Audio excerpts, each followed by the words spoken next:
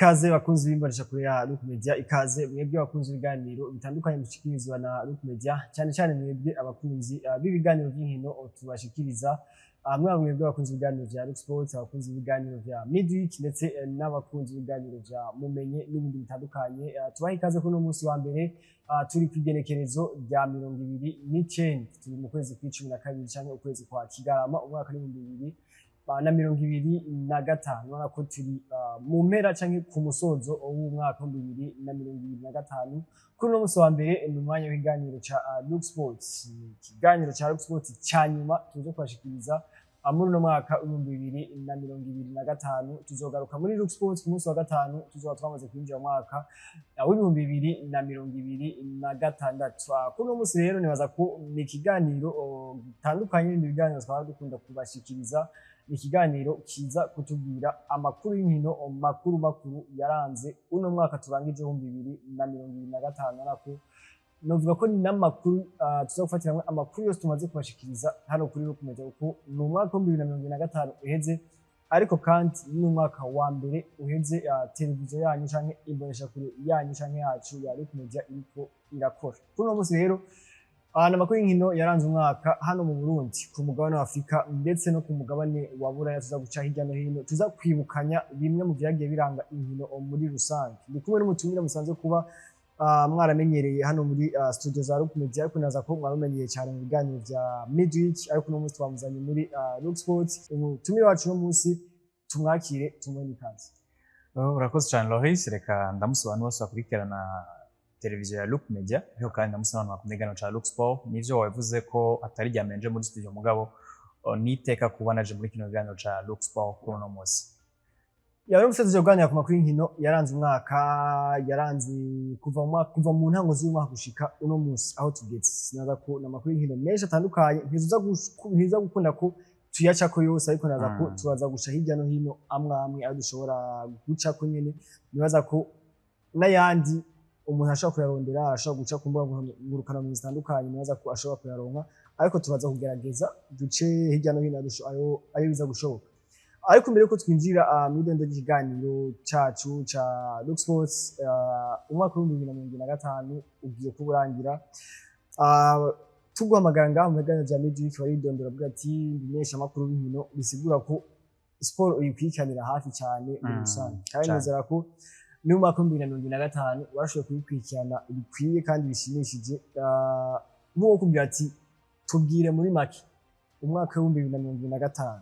muri wewe mu nkino uvuga ko ni umwaka navuga ko wagiye urabamwe ibitangaza. Reka nivyo nari guhera ngaha mugabo ngasonza kubagaruka mu nyuma. Reka mpere ku mugabane wa Buraya. Ni umwaka twabonye ko bamwe ibitangaza byinshi. Ni umwaka twabonye nko Paris Saint-Germain nyuma y'imyaka itari mike bariko barubaka projet bajya bakatari.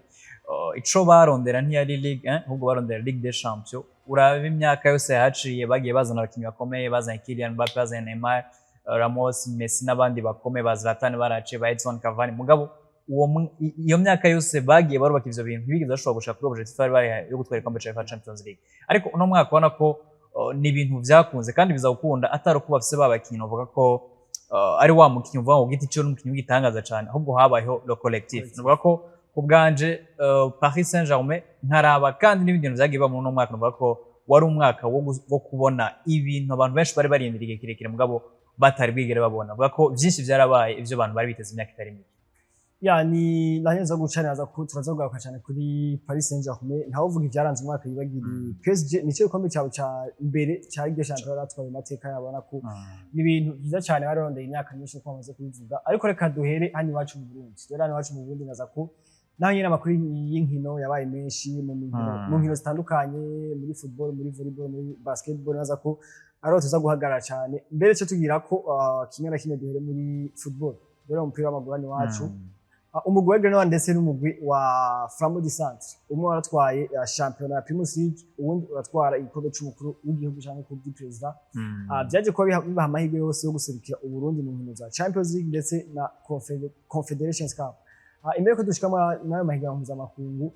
Grenoble yashoboye gutwara igikombe ca Primus League haraheze igihe kitari gito itari kwiratwara kino gikombe. Ni Flambeau du Centre yoyo no mu mwaka wa 2020 yari yasohotse kandi serukira Uburundi. ni ibintu ni sezo iheze ya Primus League muri ni sezo ya Primus League twabonye Aigle Noir yagarutse mugabo uko kugaruka wumve ko bari bafite umumenyereza mushasha ko Jimmy Ndayizeye ku myaka yamaze muri Message Ngozi araza muri Aigle Noir. Aigle Noir yaragereje gukora koni bakako hari imyaka itari mike 4 canke 5 badatwara igikombe ca Primus League. Jimmy Ndayizeye nk'umumenyereza akomeye nibaza ko abantu benshi tuvyemera ko umumenyereza akomeye ngaha muri championnat mbere no ku rugero novuga gwa karere kuko naho yaciye mu Rwanda bavuga ko yegera umumenyereza mwiza. Yari Aigle Noir rero yari kirageza kwiyubaka isubire yekane ko ari mu gukomeye ko turazi ko ni equipe ifise projet zo kuramura ariko kandi ukamenya no gushobora kudandaza abakinyi mugabo biranakenewe ko berekana ko by'ukuri ni equipe ifise igitinyiro muri championnat yayo. Novuga ko ni championnat abonye harimo ukwigaragaza kwa Aigle Noir mugabo kandi ukabona ko n'iyindi migwi novuga ko nta guhangana kuri cyane nabonye kuko ugiye kuraba n'ubudasa bwari buhari hagati y'uwa mbere n'uwa kabiri yari amanota arenga 10 hagati ya Aigle Noir na Musongati ya kabiri. Wako ni Aigle Noir urabona ko yari domination kwerekana ko ari equipe yagarutse isubiye kuza ikomeye nko muri vyabi. Ni Aigle Noir uvuga ko rero yari equipe ikomeye mugabo habaho nico kintu cuko iyindi migwi ku bwanje itari ku rugero rwiza ushobora gukonkurrensa Aigle Noir ushobora kwitesha ikombe. Ku ruhande rwa Flambeau du Centre Flambeau du Centre navuga ko muri no myaka ni equipe iri kiragenda buri mwaka igenda yerekana ko ari kintu kirongerako buri mwaka igenda yerekana ko ari kintu irongerako nivyo ushobora gwanira ikombe ca championnat ntugitware mugabo ubuzi ko hari andi mahigwe yo ushobora gutwara ikombe c'igihugu kandi baguha amahigwe ushobora guserukira igihugu mu nkino nyafrika Confederation Cup. Ni Flambeau du Centre ubona ko ivyo byose barashuwe kubona ko badashobora gutwara championnat Primus League mugabo baravuga ati reka tushire inguvu nyinshi muri Coupe du Président kandi bavuga ko byarakunze kubanje uravye uko Aigle Noir yari imeze muri championnat ukaraba na uko bandi bari bameze kubona Flambeau du Centre ashoboye kwitwara neza atwara Coupe du Président igashobora guserukira igihugu novuga ko yari mission accomplie kubwanje ico bari bariyanwa ko uravye abandi bari bahanganye cyane Aigle Noir bakoze akazi keza cyane gose ariko ni tubwire ko ntitwidura imbere ko tubandanya ni Aigle Noir yashoboye guseruka muri CAF Champions League cyane na Flambeau du Centre muri CAF Confederation Cup kandi n'imigwi yose ko ari ibiri yashoboye gukina inkino zibiri Aigle Noir dore kuri Aigle Noir yashoboye gukina urukino rwa mbere baje kubakuramo umugwi wa Asas Djibouti banganije match zose nimba ntibeshe hano baje kunganya ubusa ku bundi banganya kino kindi muri Ethiopia. Urukino rwa Flambeau du Centre yaje kwitsinda Al-Ahly equipe muri Libya nimba ndavyibuka neza yo muri Libya. Urukino rwa kabiri baza gukurwamo na Singida Black Stars mu cha Tanzania. Dore kuri Aigle Noir ona kuri yabaye parcours nziza baje kubakurwamo na Al-Ahly mu cha Egypt kandi nibaza ko nta difference ni yabaye ibitsindo uko abantu bari babyiteze equipe nkara ubasiganyishije yahe kuri parcours Aigle Noir. Novuga ko ni akenshi ushobora kubona imigwi yaserutse twari tumenyere ko ma equipe yacu avira muri tour ya mbere. Izo ni ibintu umurundi akunda inkino yabazi kenshi yuko umugwi aserukiye igihugu muri Confederation Cup canke muri CAF Champions League ntuza kurengana tour ya mbere mugabo navuga ko uno mwaka twabonye ibintu vyiza kandi n'ikindi kintu nakwiye kumenya nuko inyuma y'imyaka itari mike imigwi itira ibibuga barashobora kuronka amahirwe yo kina ku kibuga citiriwe Intwari. Uvuga ko ni inguvu byabongereye ubona ko bitwa nivyo Aigle Noir nko ku rukino rwa mbere bakinye na Asas Djibouti nivyo bantu bari biteze ko baza gushobora no gutsinda mbere harimo ubudasa bw'itsinda bitari kuko ni championnat Djibouti mu tuvuga ko iri ku rugero ruteye ubwoba cyane ku buryo equipe yo yaserutse ngazo gutega ubwoba n'umugwi uvuye hari Aigle Noir gukuramo Asas Djibouti ubwa mbere kwavuga ko yatomboje neza benshi nibaza ko nivyo babona kandi byarumvikana uko gutomboza equipe muri Djibouti ugereranyije na Flambeau du Centre ugereranyije nuko abandi baba batomboje vraiment umuntu yarumva ko ari ibintu bimeze neza mugabo igipimo cari kuri deuxième tour rero bahura n'umugwi novuga ko wa mbere ukomeye muri Afrika Al-Ahly yo muri Egiputa equipe ikomeye equipe nabonye ifise integuro ngira nko ku rugero umwe na za equipe zimwe zo ku mugano wa Buraya kandi ubona ko ni na equipe ifise umumenyereza yahora muri Augsburg sezo yahera umumenyereza akomeye kandi ukabona ko uburyo bitegura nuko equipe zacu zitegura biratandukanye cyane. Aigle Noir rero kuza ngaha muri match ya mbere urukino rw'ibanze bagatsindwa kimwe ku busa abantu barabona umengo ibintu birashoboka kandi birumvikana itsindo kimwe ni ibintu bisanzwe ushobora gutsinda ikindi igitsindo hariya mukaja muri prolongation canke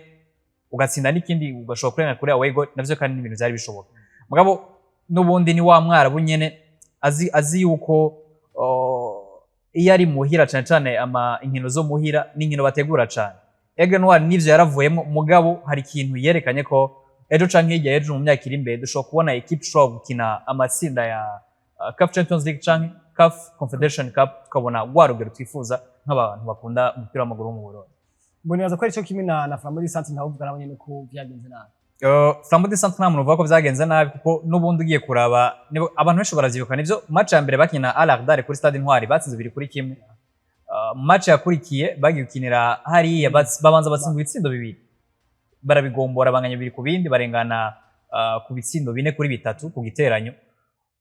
Baca batomboza equipe yo muri Tanzania Singida Black Stars yari iherutse gutwara ikombe ca Sekafa itsinze Al Hilal Omdurman kuko urumva n'urukino naravye rwa nyuma rwa Sekafa none ko yari equipe ikomeye barafise umenyereza akomeye. Yes, yari equipe ikomeye barafise umenyereza akomeye barafise abakinyi bameze neza. Bafise nk'umukinyi w'umunyazambia yatsinze igitsindo Flambeau du Centre kuri stade. Urabona ko ni equipe imeze neza. Nivyo Flambeau yari equipe imeze neza mugabo hari ahantu wabona ko bishobora kugera bikanga kandi navyo vyabaye kuko ugiye kuraba urukino bakiniye muri Tanzania baciye batsinda ibitsindo 3-1. Ukabona ko habaye muko kurushwa mugabo nabo nyene uravye ukungene bitwaye ukaraba urukino bakiniye muri tour ya mbere na tour ya kabiri hari ikintu vyatanze ku isura umupira w'amaguru kuko ni ibintu akenshi tutatumenyere kubona nkuko nabyo bivuga mu ntango ko tushobora kubona imigwi yose yasirukiye ubu nivyo muri tour ya kabiri mbwa nivyo twabonye tubona Flambeau imeze neza ishobora kutagira ubwoba ihuye n'imigwi ikomeye yaba ari bucangirwa n'umugwi ukomeye muri Tanzania kuko Tanzania afise champion ikomeye kandi uravye na equipe bari bahuye nkuko nabivuze ari equipe yari ivuye mu bihe vyiza. Rero ni Flambeau du Centre kubwanje novuga ko berekanye urugero rwiza bitanga icizere ko ejo canke hirya yejo ishobora kubona equipe ziza zikagwana nkuko zagwanye muri uno mwaka zigashobora gushika mu matsinda ya CAF Confederation Cup murantunga canke CAF Champions League. Ya tuve kuri Aigle Noir na Flambeau du Centre hano mu Burundi nyene twanibaza ko twaje kwa tubora avuye ko ino sezo itangura Ndayishimiye Yusufu Nyange naza ko umuzi na Bimenyimana Bonfils Caleb bariko barondera umugwi bashobora kugura kugira ngo nivuga ngo bawubere aba president cyangwa manager hano muri Primus League. Twibuka biko biravuga ko ashobora kugura umugwi wa Interstars ariko mu nyuma ibiganiro bikaza kwanka baje kuba bagura umugwi wa Royal Vision canke Vision 2026 uno musi baca bahindura izina bawita Vision FC. Naza ko ni ibintu byavuzwe cyane tubonye ingene umugwi waje tubonye ingene bahaye visibility ukuna kuriya turavye ingene baje kuba bagira staff technique yabo nk'abantu nivuga ngo babanyamupira nyine hano mu Burundi bazwi. Turavye ingene baje kuba bagira amaroketi n'abakinyi ibi na biriya urabona ko ni ikintu kije kurevolutiona football twari ko tubona bazanye structure d'organisation nyene itandukanye n'ibintu twatumenyereye ngaha urabona ko nanyene twishira mu nkuru yararanze umwana. Ni inkuru yaranze umwaka kuko ugiye kuraba n'abakinyi novuga bakomeye kubwanje novuga ko muri ino myaka Ndayishimiye Yusuf n'umukinyi w'icitegerezo ku bandi bakinyi bo mu Burundi cancane. Ugiye kuraba urugerageze ko n'umukinyi yaduza vanga aja muri Turkey agirirwa n'amahirwe biguma bigenda neza buri mwaka yagiye level usivye ubashoboye kugira imvune aja muri equipe ya Nice kandi ni championnat ifise visibilité kandi uravye uko championnat bayitegura hariya harimo professionnalisme. Kubona rero umukinyi nka Ndayishimiye Yusuf afatanyije na Bonfils Caleb akagura club yo ngaha ico umuntu yari yiteze nka kujya yavuze iyo structure d'organisation twatezwa kubona ibintu biri top biri ku rugero rwiza kuko ni ibintu abantu babayemo ni ibintu babayemo bazi ko uko imigwi itegurwa ko burya akenshi ivyo ubayemo birakwigisha aho ubaye nimba bafise intunganye imeze neza mu mutwe ugenda ufise iyo ntunganye mu bintu nawe ugiye gukora. Novuga ko ni ikintu ciza kuko ivyo bakoze kandi uravye n'undi kungene bakora haba uko bakora ibintu vyabo ukabona ko akenshi twabonye amaklub yo ngaha ni ibintu ubona umengo ni ibintu bikorerwa mu gifuri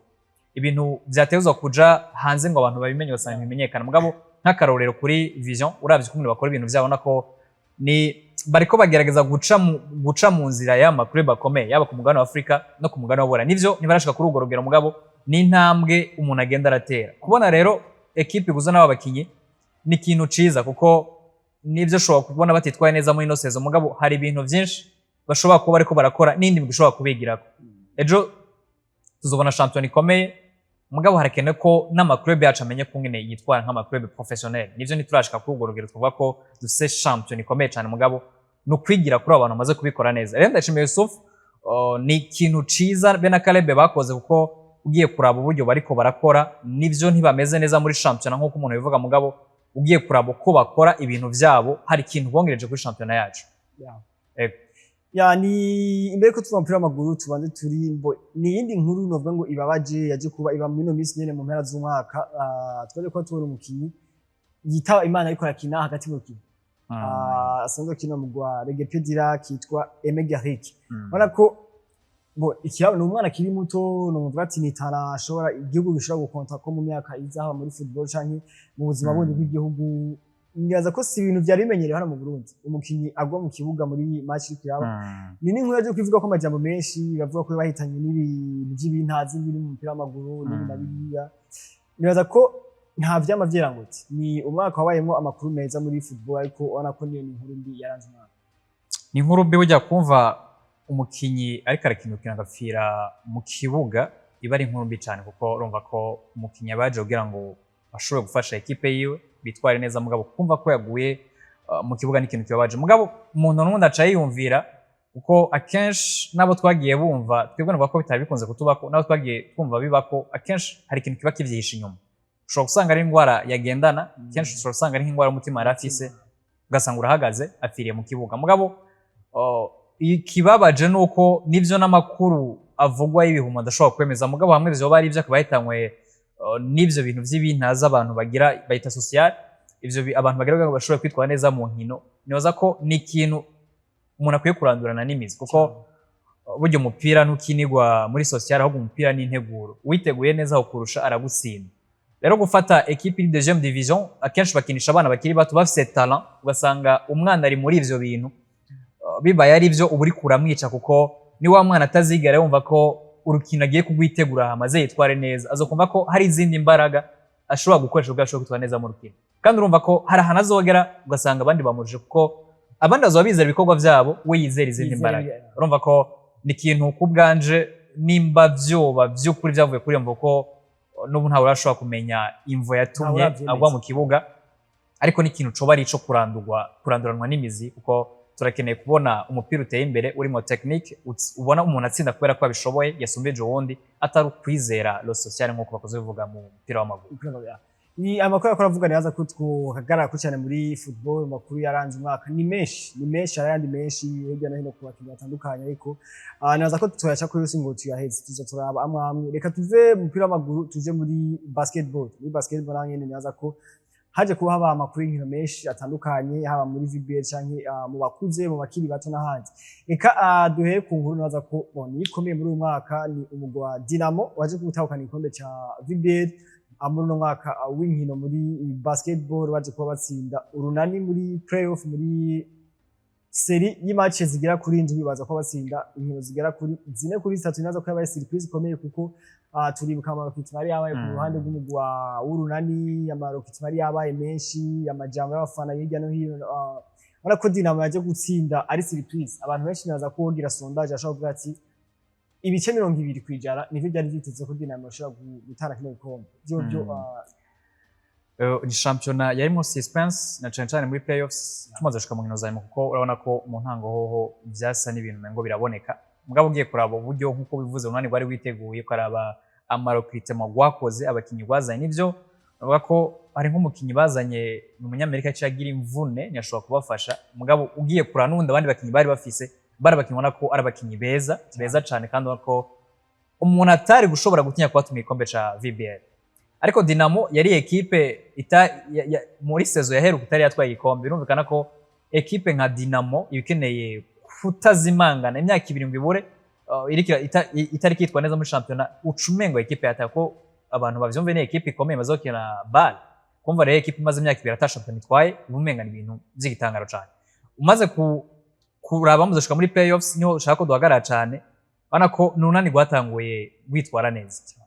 abenshi baranavuga ati nta na game 7 nazoshika ku mugabo babonye ko harageze igihe Dinamo iragaruka itangaza urunani tubona ukwitwara neza ishaka ryinshi kuri Dinamo tubona ibintu bikomeye cyane kuko nibuka ko sinibuka ko yari game 6 cyangwa game 7 nka Cuma Totonowe yari yagiye Kinshasa bamugarukana nibaza ko atanu umunsi yamaze wakaruhu yarashitse ashika sinibuka ko wari uwo munsi nyene akina match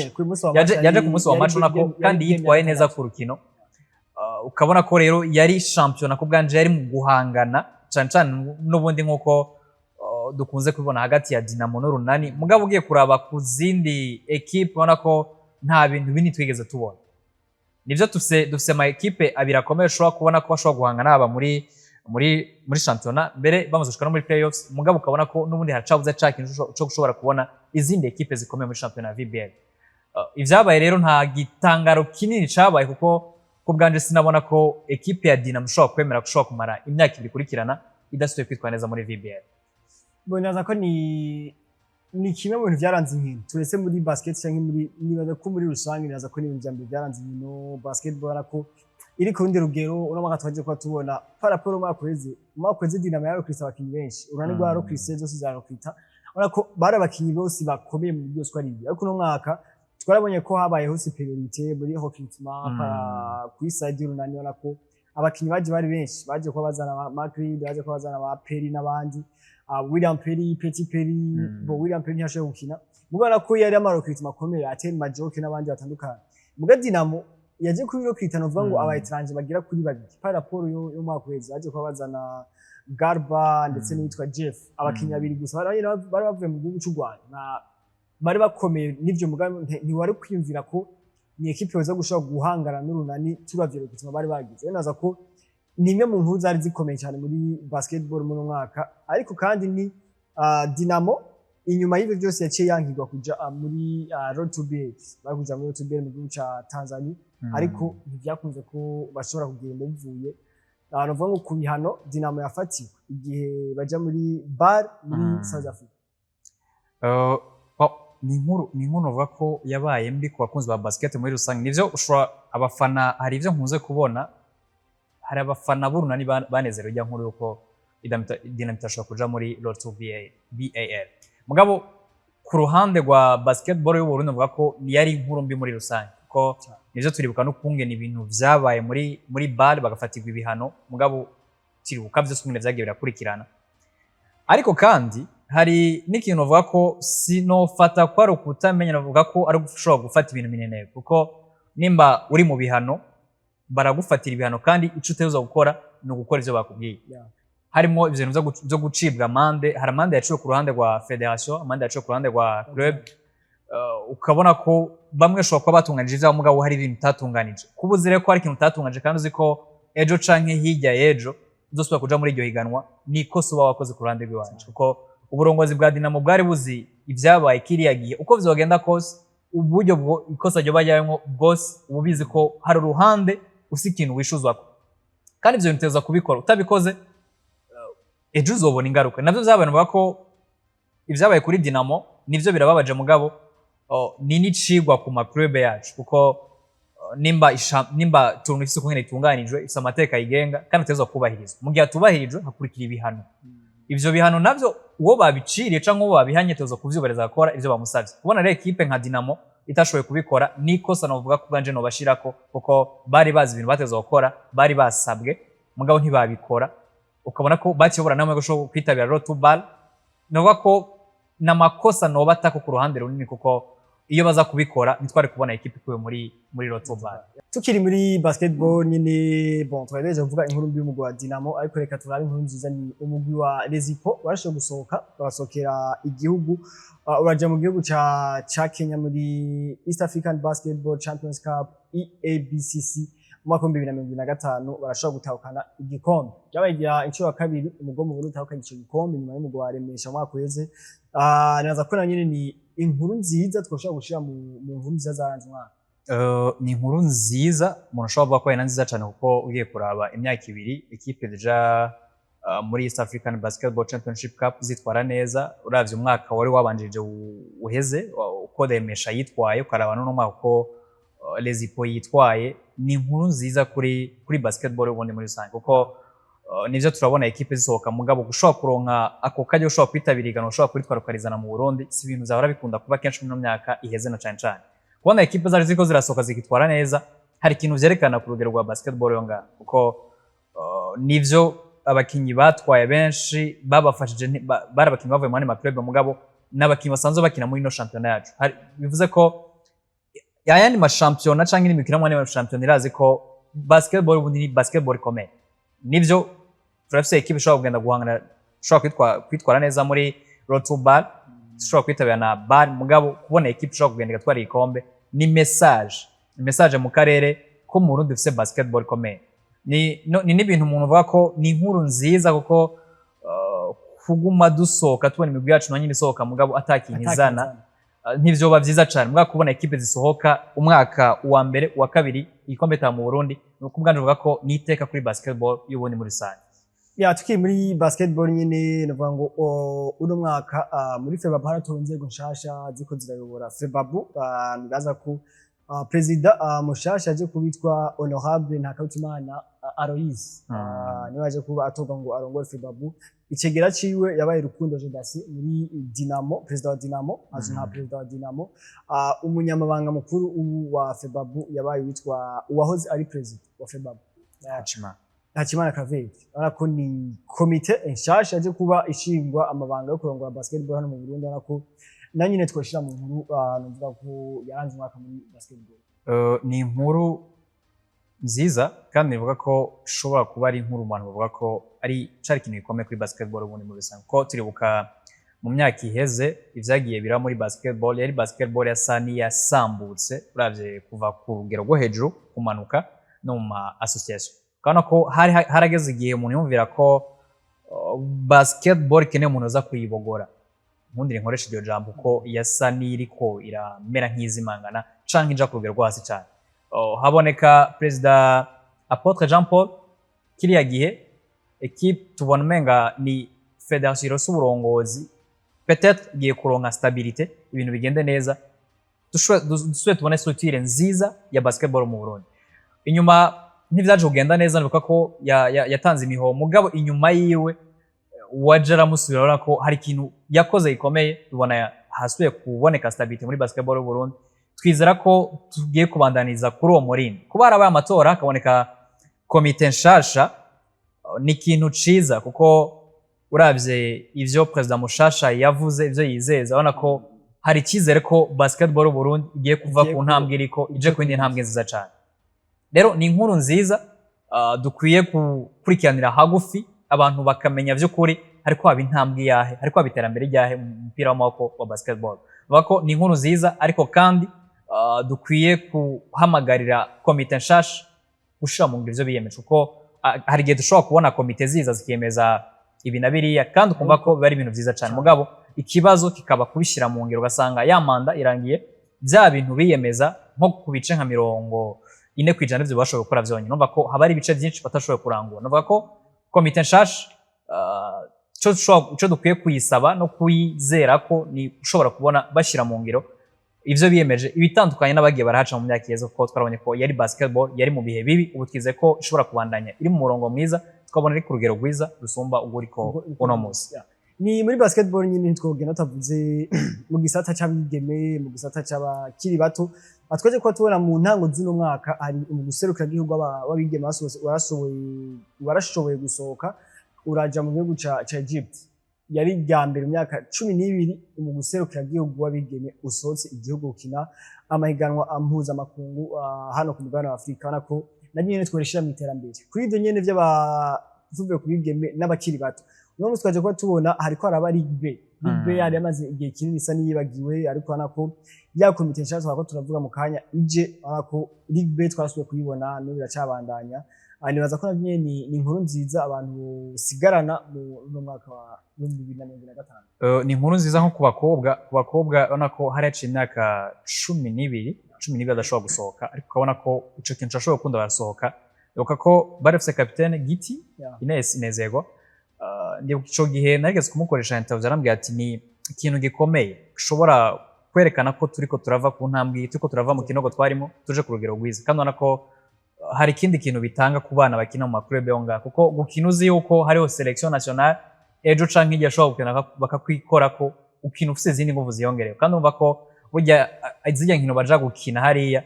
n'ahantu ho kwiyerekanira ushobora gusanga bitariko birakunda gusohoka ngaha ushobora kugera ku rugero nk'ugwa Giti ashobora gukina mu gihugu c'Ubufaransa n'ahandi mugabo urose iyo opportunité yo kuja gukina ku rugero mpuzamakungu ugiye gukina n'abandi bakinyi mpuzamakungu bameze neza. Hari ikindi kintu uzongera ku mukinyi kina championnat wa ngaha mugabo kandi ni n'ikindi kintu vyongera ku iterambere ry'umupira w'amaboko muri rusange. Ikindi naco kuri ku cicaro ca kabiri ca basketball ni akenshi burya abakinyi aya ma club yo muri première division akoresha turazi kungene umuntu agenda araduga mu bintu byose umuntu ahera hasi kandi umva ko mu gihe umuntu atashobora kuranka yitegurira nimba ari ivyicaro vyo hasi kuduga hari igihe tuzosanga turiko turabura pepiniere nivyo dusaba abakinyi beza mugabo n'abakinyi atamwaka ubasimba buri mwaka agenda yongera kundi mwaka kandi inguvu yarafise zizazofise ejo hazoza nuvuga ko ni ikintu ciza na cane cyo gutegura akazo ka basketball kuko dushobora dufise no munsi abana beza bazukina basketball mugabo no kwiyumvira mbega ejo basketball y'u Burundi izo biri ku rugero rwa ivyo navyo bizokugwa n'abandi n'abakinyi bako ni intambwe nziza kuri basketball dushobora kwitega ko dushobora kubona u Burundi mwishusho nziza ya basketball muri no myaka tukiye kujamo tuze muri basketball tuje muri volleyball naza ko nta byinshi ni Uburundi bwashoboye kwakira no ngo inkino mpuzamakungu volleyball pro tower wana ko ni ihiganwa mpuzamakungu yaje ko ari huza ibihugu bigera kuri 200 naza ko byanarenze hano mu Burundi wana ko ni ikintu cerekana image nziza muri y'igihugu wana ko giteza imbere n'urukino rwa volleyball muri rusange volleyball volley beach volley beach ugiye kuraba nivyo dusaba dufise umucanga mwiza mugabo kandi no gushobora gutunganya iryo higanwa hari ikindi kintu bitanga ku isura y'igihugu nko warubivuze kuko dushobora kutitwara neza mugabo hari vyinshi twungukira mu kwakira rya higanwa kandi ubona ko ni intambwe ibikomeye kuko ntashobora kuzana ihiganwa nkarijya ahantu ubona ko maybe hatari ibibuga vyiza mugabo kandi hatari n'izindi mpamvu zishobora gutuma haza abantu bavuye mu bihugu bitandukanye bishobora kurenga 20 n'ibindi ni intambwe nza kuri volleyball na caca kuri volley beach n'akazi keza novuga ko federation iri kirakora dushobora kwizera kubona ejo bivuye muri volley beach tugiye muri volleyball turiko turatera intambwe tukabona za nkino zose inkino z'amaboko umupira w'amaguru Uburundi hari yindi ntambwe ariko baratera buri munsi hari ikintu tugenda twongerako ni shusho nziza rero ku gihugu c'u Burundi kandi baza ko bikwiye gukomezwa hakabaho ibindi bintu byo gukora kugira ngo ejo canke hirya yejo tubanaye twakira amahiganwa akomeye haba mu nkino z'amaboko no mu zindi nkino nayo makuru rero twabatorukanirije navuga ngo yaranze umwaka mu nkino zitandukanye hano mu gihugu cyacu c'u Burundi muri football muri basketball ndetse no muri volleyball tumira amateka gato tuza twerekeze ku mugabane wa Afrika cyo tubandana no ku mugabane wa Burayi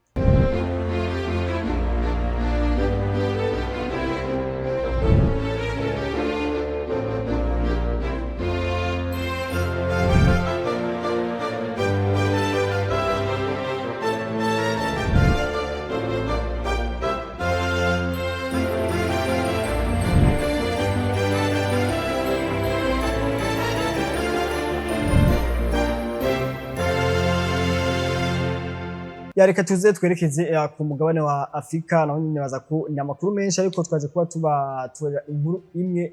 ijanye na Achraf Hakimi atahukana umupira w'inzahabu hano ku mugabane wa Afrika Ballon d'Or Africain 2025 Achraf Hakimi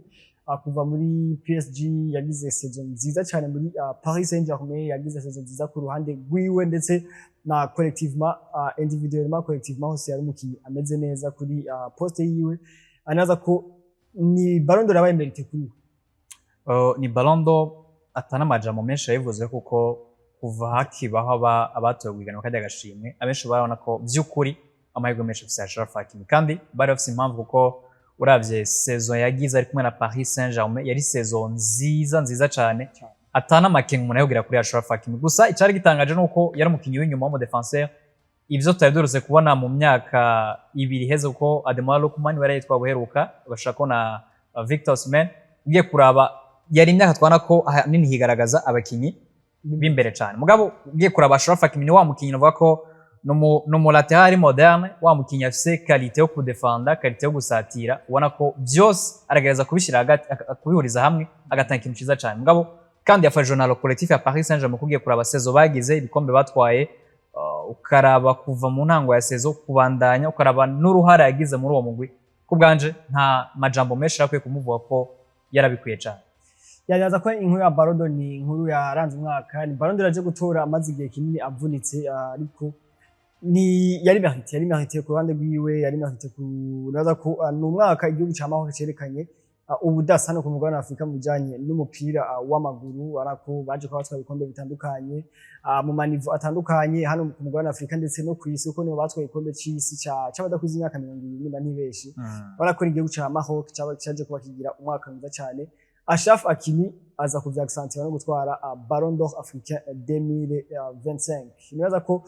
twatwerekeza ku mugabane wa Buraya makuru yaranze umwaka. Nibaza ko ku mugabane wa Buraya hoho amakuru abari menshi biragoye gutora ngo iyi ni nkuru yaranze umwaka, iyi ni nkuru yaranze umwaka, ariko twashoboye kubatorokaniriza makeyi niyo twashoboye kwibaza. Reka tuyahere mbere ku nkuru novuga ngo y'umubabaro yaje kuba inkuru yaranze umwaka. Kubwanje nabifata ko niyo nkuru ya mbere yaranze umwaka, ni inkuru y'umubabaro, ariko umva niko vyama bimeze. Ni urupfu rubabaje rwitwa Diogo Jota, umukinyi w'umugwi wa Liverpool yahitanywe n'isanganya ry'imodoka ari kumwe n'uwo basanzwe bavukana. Naza ko ni inkuru yaje kuba ibabatse no sema abakunzi ba Liverpool, no sema abakunzi ba Premier League, ariko bavuga ngo abakunzi b'umupira w'amaguru muri rusange. Twaje kuba tubibona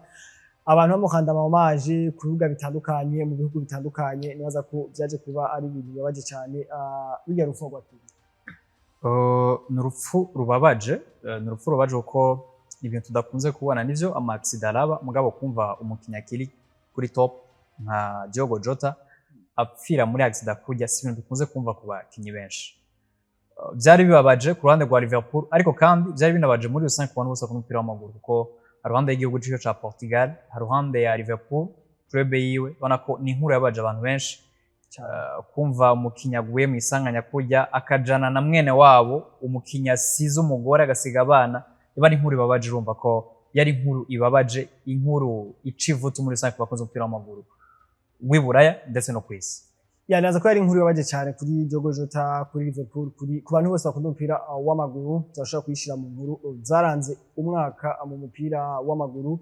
Tuve kuri Diogo Jota turabindi inkuru yaranze uno mwaka. Naza ko tuja neza muri Champions League twabiciye ko mu ntango ya kino kiganiro. Ni Paris Saint-Germain yaje kuba itahukana UEFA Champions League ku nshuro yabo ya mbere mu mateka yabo. Ni igikombe cyari kimaze iminsi kiriko kiraronderwa hasi hejuru no mu mugwi, ntako batakoze ngo bazane ibihangange by'abakinnyi batandukanye. Turibuka bafise no attack ya Messi, Neymar, Mbappé, bafise Sergio Ramos, abantu bafise experience mu gutahukana ibikombe bitandukanye. Turibuka ibi nabiri y'amafaranga bajya barinvestisa bagura abakinnyi batandukanye, ariko baje kwabishika ko mu mwaka wa 2025 ni n'umwaka wabaye wa mbere PSG itwaye ibikombe bitandatu mu mwaka umwe. Urabona ko ni ino equipe igize umwaka uri exceptionnel mu mupira w'amaguru. Bagize umwaka udasanzwe, ariko cane aho umuntu yoshira inguvu ni kuri UEFA Champions League, kuko nkuko bivuze ni igikombe barondeye imyaka itari mike, kandi bagiye baragerageza gushiramo n'uburyo butari buke. Nibaza ko kubwawe baza ko kuzana abakinyi bakomeye aribyo ushobora gufasha equipe gutwara ibikombe bikomeye nka UEFA Champions League n'ibindi. Kandi urako barabikoze kuzana Kylian Mbappé arakiri muto, mugabo yari Kylian Mbappé ariko arafasha equipe mu nyuma. Ntibamugumije wenyine, bagenda baramuzana buri mwaka bazana abakinyi bakomeye, ariko ubona ko n'ubundi nta musaruro nk'uwo bifuza byariko biratanga. Hagera n'igihe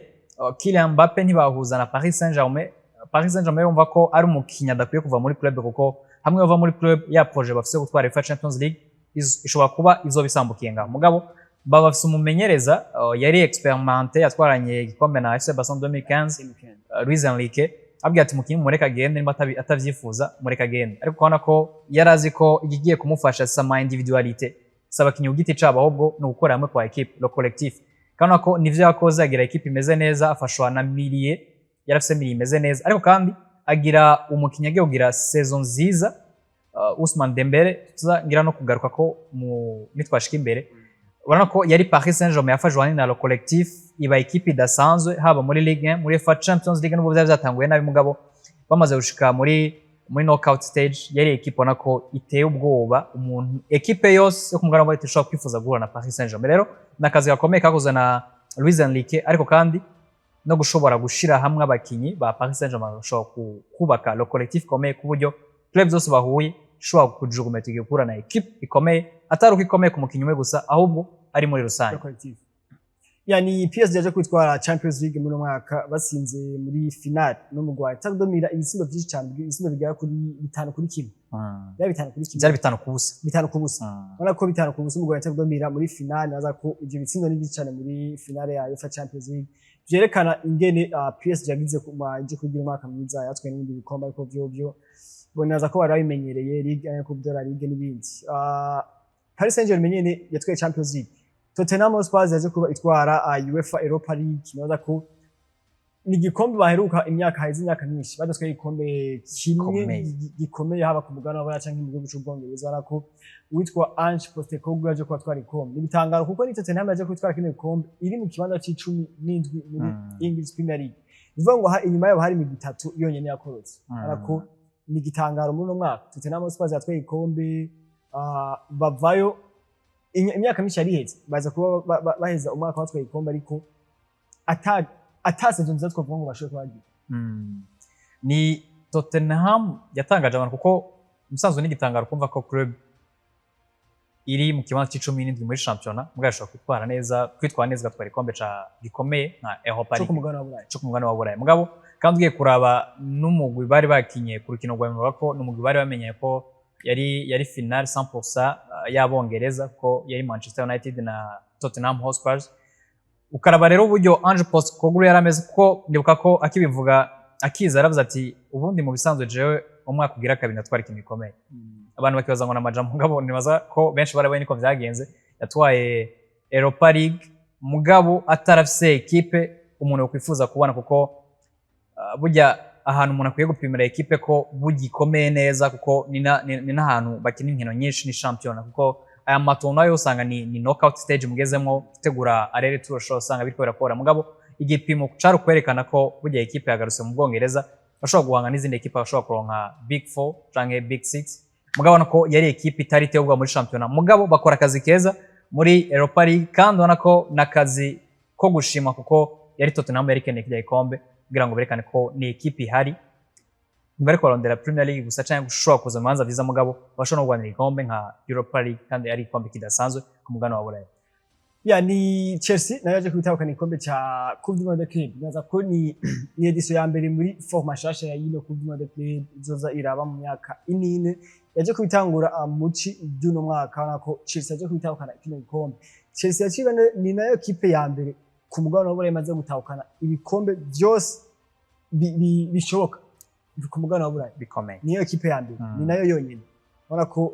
byerekana ko n'umugwa Chelsea wagize nzo nziza nanyene naye twavuga ko byari bitangaro turageze baje ko bagira amakweze ntiyari nziza cyane baje ko basinda muri finale uno mugwa wa Paris Saint-Germain ubona ko ni tuvuga ko nanyene ni inkuru nziza mu mwaka wa 2020 ahanini burya nibaza ko twinjiye muri Coupe du Monde Club twiteze kubona Paris Saint-Germain nk'umu favori nivyo nka Real Madrid yo nuvuga ko barasumenyeza mushasha ahanini bayifashe nka pre-season kuri ko nta na pre-season yari yaronse kubona ko equipe yari samahirwe yari Paris Saint-Germain mugabo iyo Chelsea nta muntu nibaza ko ijya tuntu gitangwa nta muntu abona ko ishobora kuza kitwara neza ishobora gushikana no kuri niveau yo gutwara Coupe du Monde Club mugabo ni gitangaro cabaye uravye uko bagiye baraduga ukaraba kandi uguhangana ko harimo ama equipe yo muri Brazil ubona ko harimo ama equipe yo muri America Latine yari ameze neza ubona ko yatanga akazi bagashika kuri niveau guhura na Paris Saint-Germain bagakina urukino nka rujya ni inkuru navuga ko yabaye nziza ariko kandi gitangaro kuri equipe ya Chelsea mezo na Enzo Maresca benshi twari twiteze kubona equipe ya Paris Saint-Germain ibandanya gukonfirma ko ari equipe ikomeye ku mugana wa Burayi mugabo kandi no ku mugabane w'isiko nubwo bahuye n'andi maklube ko yindi migabane ari equipe imeze neza Chelsea rero kuza gukora bijya byari jambo rikomeye bavuze ku mugabane w'isi uko yari edition ya mbere baya Coupe du Monde Club muri ya forma ushobora gutwara ijya ikombe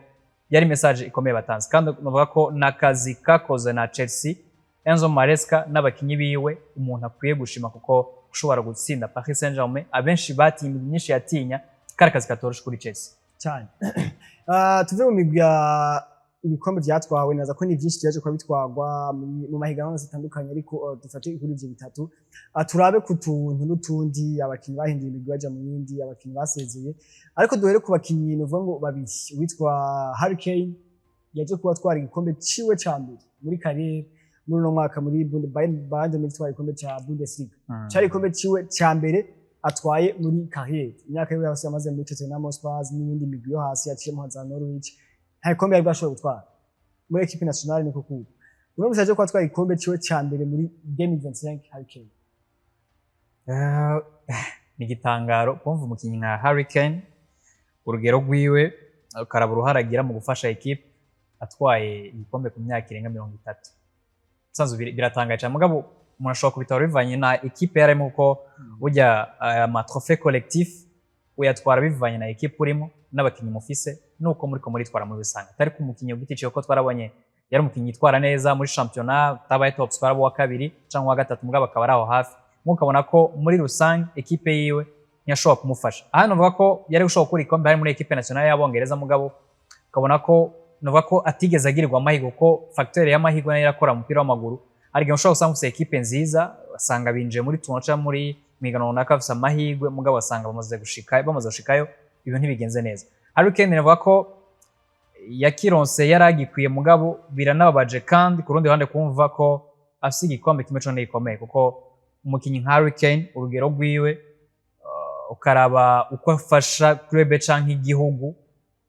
ni inkuru nziza mugabo kubwanje navuga ko iyo aza kuba ari umukinnyi yihuta yari kuba yavuye muri Tottenham hakiri kubera ko yarabona ko urugero ari Tottenham iriko n'ubwindi migwi bahanganye rusa n'urutandukanye ugasanga harimo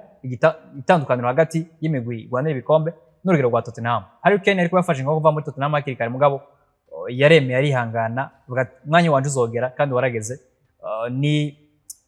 ikombe yarakwiye novuga ko kurenza n'ibice 100% nka 150-100%. Ni turabe amakuru y'abakinnyi novuga ngo baje ko bava mu migwi baje ahandi cyane cyane abakinnyi two bita abarejane n'imigwi baje ko basezera imigwi yabo hariho Luka Modric aje ko ava muri Real Madrid araja mu gwa Milan AC hariho turashaka kuvuga Kevin De Bruyne aje ko basezera mu gwa Manchester City aragenda mu gwa Napoli hariho Thomas Müller aje ko ava muri Bayern Munich aragenda muri Major League Soccer turashaka kuvuga Heung-min Son nawe yene yaje kuva mu gwa Tottenham Hotspur araja mu gihugu muri Major League Soccer muri Leta Zunze Ubumwe za Amerika turashaka kuvuga na Trent na nyene yari umwana wa Liverpool yabaye igihe kinini imyaka myinshi yaraseze Liverpool araja mu mugwi wa Real Madrid. Abenshi basohotse sivye nka Trent yarakiri muto abenshi basohotse n'abakinnyi nako bari muri ya myaka usanga ivyo ekipe gusaba utagishoboye kubitanga 100%. Mugabo hari nka Luka Modric novuga ko n'umukinyi yagize consistency ugiye kuraba buri mwaka yagumana urugero rwiza kabona ko niyamiriye ya Real Madrid yaza gukenera umuntu nka Modric kugira ngo bamwubakireko kumusohora umuntu ashobora kuvyumva ko President Florentino Perez ko ameze si wamumenyereza si wa mu president yifuza kugumana abakinyi bari mu myaka ikuze ubundi Modric ari mu bakinyi bari barambiye muri iyi equipe kuko kandi kubera harambiye byari bifise ico bivuze byari byerekana ko ari umukinyi akeneye kuko yari umukinyi ubona ko nivyo hari gihe atashobora gutanga mu kibuga mugabo iyo aje mu kibuga yarafise uruhara rukomeye Kevin De Bruyne nawe n'umukinyi ugiye kora ivyo Premier League isaba imyaka arimo kana ko atagiye anorohezwa ibintu bijanye n'imvune muri no myaka iheze kana ko hari akeneye ko ashobora kuja handi hantu maybe batamusaba byinshi mugabo bakamusubira ashobora gutanga bivanye n'imyaka agezemo n'inkina afise mu maguru Trent niwe navuga ko na Heung-min Son ubona ko yarageze ahasohoka aja gukina mu yandi mahiganwa Major League Soccer kandi badakinkino nyinshi mugabo kandi agashobora kuronka nayo amafaranga kuko turazi ko n'amafaranga arakonta ko ejo uriyumvira nyuma ya carrière zobambaye gute Thomas Müller nuko nyene we yarakuze kandi nuba ko numu legende wa Bayern Munchen yabafashije vyinshi kuva kiri muto gushika ku myaka yarageze ko gusohoka imyaka yarafise hari hageze ariko icatangaje yari Trent Alexander-Arnold kuko n'umwana wa equipe ubona ko batifuza kurekura mu buryo nk'ubwo bamurekuyemo kuko n'umukinyi yagiriye ubuntu contraire yarangiye agira ubuntu abafana ba Liverpool ntibumva ko bashobora kurekura umukinyi nka Trent muri ubwo buryo nk'umukinyi babanye neza bafashije ntibashobora kumva kushogera muri ubwo buryo mugabo nivyo vyabaye abasohotse benshi nkuko nabivuze n'abakinyi harageze ko basohoka ama equipe bari barimo ko bari mu ma equipe meza equipe nzi gusabira gutanga ibintu vyiza haragera igihe rero ugasanga uruntu ushobora kurushikako icabaye cari ikomeye mu bakinyi basohotse ari Trent Alexander-Arnold nk'umwana wa equipe yarafashe neza muri equipe yabafashije mugabo kandi ikintu cabaye umuntu adakwiye kumva ko gitahuritse cyane n'uburyo abafana batigeze bumva ko bamushimira ivyo yabahaye imyaka yamazeyo bakumva umenga n'umukinyi yabaye mukiye twari twavuze kuba imigwi yatwaye ibikombe PSG yatwaye ibikombe ca mbere mu myaka myinshi maze hari indi migwi mu gihugu c'Ubwongereza aje kwitwara ibikombe nayo imaze imyaka myinshi hariho Crystal Palace aje kwitwara FA Cup itsinze Manchester City muri final nije igikombe cyabo ca mbere mu mateka yabo igikombe cyabo ca mbere Newcastle United yaje kubitsinda Liverpool muri finale ya League Cup baza kuba batwaye igikombe cyabo ca mbere kuva mu mwaka w'igihumbi kimwe n'amajana icenda na mirongo itanu na gatanu. Wari umwaka w'ibitangaza mugabo vya bitangaza umuntu avuga ati birafise ahantu bishingiye kuko ushobora kubona Crystal Palace umumenyereza Oliver Glasner ndibuka ko muci habaye ikibazo hagati ya Marc Guéhi wamaje muri Liverpool na Oliver Glasner ko Glasner avuga ko mu gihe Guéhi yoshobora kugenda ashobora guca afata ingingo yo gutanga imihoho akava muri Crystal Palace. Ico umuntu yariteze kuraba yari by'ukuri ni n'umugwi Crystal Palace umeze gute ugikuhangana nabande kandi ukana ko ku nkino zikomeye ukaraba n'umugwi wakinye ku kino nivyo Man City iyi saison iheze ntiyari imeze neza cyane kugiye kuraba no kuronka place muri zine za mbere byagiye kuza mu nkino za nyuma yari equipe itameze neza mugabo ugiye kwa muri championnat bana ko ni equipe ya Crystal Palace yari iteye ubwo kandi ko yari kwikina ikomeye yateza gutwara nka FA Cup. Ku rundi ruhande ni Newcastle navuga ko yari equipe nziza ubona ko burya mu Bwongereza nkuko bakunda kwivuga nta mugwi mutubaho mugabo ikiba gikomeye no gushobora kugera kuri za stage mu gushobora guhana n'ama equipe akomeye kuri stage ushobora guhiganwa igikombe kandi ukagitwara. Ni mugwi rero wakoze ibitangazo ko nyuma y'imyaka 70 atayikombe komeye batwara ushobora gutwara ikombe ni ikintu gikomeye gitanga message ko burya si Man City, si Liverpool, si Arsenal yonyene hari champion ikomeye iri mu migwi ikomeye ushobora kwitwara neza mu ikombe iki canke kiri. Neza ko tuve mu by'ibikombe tuse n'abarangiza igana cyacu kuri no mu cyaranzi umwaka turabe turi dukuru hari twita inkuru mbi twarabonye umukinya twe Ballon d'Or iheruka Rodrigo Hernandez Cascante yahejeje umwaka w'imino wose adakinye muri 2025. Ni akenshi n'ibintu abantu tudakunze kwitega kuko tuba tuzi ko umukinya ageze kuri niveau gutwara Ballon d'Or agiye kubandanya ari ku rugero rwiza mbere agashobora guhiganirwa bikunze n'izindi Ballon d'Or zikurikira mugabo n'amahirwe mabi kugira imvune ishobora gutuma umara amezi nkajya yamaze atari karakina n'amahirwe mabi yagize kure kuko kuba utwaye Ballon d'Or umwaka ukurikira ntukine n'ibintu atamukinyi n'umwe yokwifuza. N'amahirwe mabi kuri Rodrigo Cascante yagushobora kubanda akitwara neza akerekana ko vy'ukuri yatwaye Ballon d'Or ayimerita mugabo ivy'imvune n'ivy'imvune. Naza turangirize kuri iyi nkuru ya bose yo tworangiriza ko hari abakinyi babiri novuga ngo bamaze kuba bahagaritse iby'ukina umupira w'amaguru mu mwaka inyuma ya saison bageze mu mugwa Inter Miami ndavuga Jordi Alba ndetse na Busquets n'abakinyi babiri bagize amateka menshi muri FC Barcelona muri football Espanyol muri rusange n'abakinyi bazwi cyane muri football ku mugabane wa Buraya mu bihugu byabo n'ahandi ako ni inkuru nyine iranezereje umukinyi yahejeje kariyeri yahejeje neza ariko kandi hari abantu baba barati mbega soso kubona ryari bizogenda gute. Nka Sergio Busquets cyane ni umukinyi yagize uruhara rukomeye muri jamii ya FC Barcelona yari mu bihe byiza mbere no kuza no mu gihe bitari bimeze neza bamisa amaze kugenda ko kabona ko yari umukinyi akomeye cyane kandi afite uruhara rukomeye. Gutakaza umukinyi nka Busquets nivyo umuntu birumvikana ko umukinyi wese aragira ahantu umva inguvu zitakibimukundira canke ku zindi mpamvu ziwe akumva ko yagarika umupira w'amaguru. Gusa nk'abakunze umupira w'amaguru cyo babahombye ni bwa buhinga bwa wa mukinyi bariyumvira mbega nkawe tuzomuronka ryari ko nivyo zabaye kuri Toni Kroos amani kiberato nawe nyene bariyumvira mbega tuzokubona umukinyi nkawe ryari. Ico kibaje kuri abakinyi Jordi Alba ku nimero 3 Sergio Busquets hagati mu kibuga abakinyi beza ba FC Barcelona ariko kandi banagiye kurangiriza ahantu bakarangiza neza twaye ikombe ca Major League Soccer uvuga ko no kurangiza neza ku bwanje bagize kariyeri nziza muri rusange. Turangirize ku nkuru ya Paul Pogba yaramaze igihe cy'imyaka 2 atari ko araboneka mu kibuga ku by'ibihano vya antidopage. Uno munsi yamaze kubagaruka hareze iminsi ariko araboneka mu AS Monaco nakakuru keza ku bakunzi ba Pogba kwa kumvikana. Ni inkuru nziza kuko umuntu yaravye Paul Pogba muri Juventus muri Manchester United no muri equipe nationale y'Ubufaransa yari umukinyi by'ukuri wo hagati shobora kuraba uburyo akina umupira w'amaguru ko ni wa mukinyi yihariye afise uburyo akina ku mupira kuri ritme yo mugabo ukabona n'ibintu bisa neza kandi ubona ko ni wa mukinyi ashobora ku rugero rwiza cyane. Kubona Paul Pogba afatirwa ibihano burya gufatirwa ibihano bingana by'igihe kingana kujya uba wumva umenga biragoye ko ushobora kuzogaruka gusubira gukina mu mashampiyona akomeye mugabo Paul Pogba nibaza ko kuba akarore ku bantu benshi mu byo umuntu akora kuko kudacika intege mu byo buri kurakora byose nivyo ushobora guca mu bibazo bitandukanye mugabo kwivyukiranya ukagaruka ugasubira ugashika ku rugero umuntu avuga ko ari rwiza. Uno musa yakina muri Champions League ariko akina muri UEFA Champions League n'umukinyi ubona ko abantu bashobora kwigirako, nico mbona ko abantu bakwiye kumwigirako cane, kwihangana, kudacika intege. Nabonye aherutse gutwara n'agashimwe muri Globe Soccer, muri Globe Soccer Awards, agashimwe ka comeback, uko ni ikintu umuntu akwiye kurokonesa nk'umukinyi vraiment aciye mu bihe nka bijya hama akagaruka. Ngako kandi ni inkuru ziza gusubira kubona Paul Pogba akiri umupira w'amaguru, kuko abamuravye yari umukinyi mwiza cane kandi bakiri umukinyi afise vyinshi yotanga ku mupira w'amaguru. Ya nibaza ariko